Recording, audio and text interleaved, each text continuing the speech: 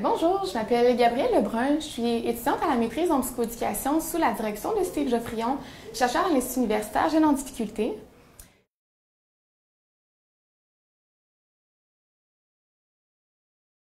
Depuis le début de ma maîtrise, en fait, plutôt que de me concentrer sur la clientèle, je m'intéresse à ceux qui prennent soin de la clientèle, soit les intervenants. Plus spécifiquement, je m'intéresse à une facette de la réalité de travail des intervenants en protection de la jeunesse qu'on oublie trop souvent. Je pense ici aux insultes, aux crachats, aux sacres, aux menaces de mort, au dénigrement, aux coups de pied, aux coups de poing, autrement dit, à la violence au travail. Donc, bien qu'ils la vivent quotidiennement, les intervenants en protection de la jeunesse se lèvent chaque matin pour aller aider des familles en difficulté et des jeunes abandonnés, négligés ou bien abusés. Donc, pour certains, en raison de l'omniprésence de la violence dans leur travail, leur emploi de rêve se transforme en réel cauchemar. Pour d'autres, par contre, cette violence est plutôt perçue comme un défi clinique. Une chose qui est certaine, c'est que face à cette violence-là, il n'y a personne qui réagit de la même façon.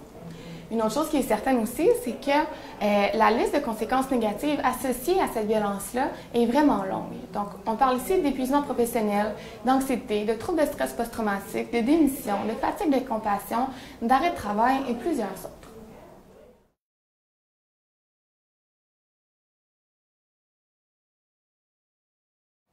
Donc, actuellement, on connaît les conséquences de la violence au travail, mais ce qu'on ne connaît pas, c'est ce qui est offert concrètement aux intervenants pour surmonter cette violence. Pour ces raisons, j'ai voulu identifier les éléments qui étaient aidants ou nuisibles dans le soutien organisationnel offert aux intervenants victimes de violence au travail. J'ai donc interviewé 40 intervenants en protection de la jeunesse qui avaient tous été victimes d'un acte de violence dans le mois précédent. Avec ces entrevues qualitatives, je voulais premièrement identifier les personnes de l'organisation qui avaient été présentes pour les intervenants victimes de violences, identifier la façon dont elles l'avaient été. Deuxièmement, je voulais identifier ce qui avait été aidant ou nuisible dans les actions posées par les personnes qui les avaient accompagnées. Et troisièmement, je voulais connaître les suggestions d'amélioration proposées par les intervenants.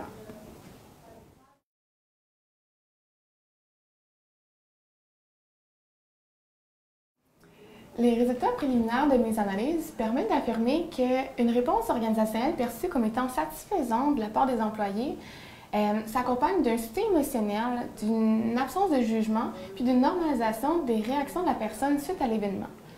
À l'inverse, une réponse organisationnelle est considérée comme non aidante, voire décevante de la part des employés lorsqu'elle est axée sur la tâche plutôt que sur les besoins de l'intervenant, lorsqu'elle témoigne d'un manque de considération ou lorsqu'elle minimise l'état de la personne en utilisant le prétexte que l'événement n'était pas si pire que ça. Donc, il ne fait aucun doute que le soutien organisationnel mérite d'être adapté aux besoins des intervenants.